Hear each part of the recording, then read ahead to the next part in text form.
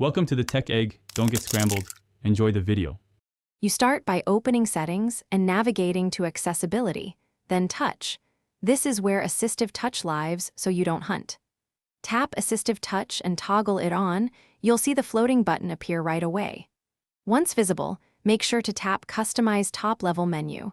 This lets you add actions you use most often, so the button becomes a real quick access control. Once done with the toggle, you customize controls to match how you use the phone. Pick Home, Siri, Device, or Screenshot, so one tap does complex tasks. You can rearrange or remove icons to keep core functions front, which speeds interaction and avoids accidental taps.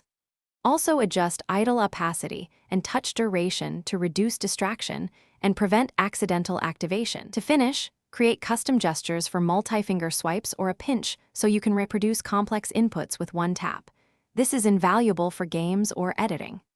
Enable the accessibility shortcut so you can toggle Assistive Touch quickly with the side button when needed.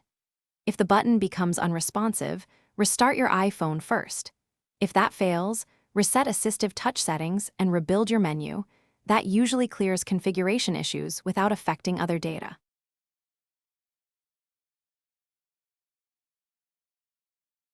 Thanks for watching. Consider subscribing if I helped unscramble your problems.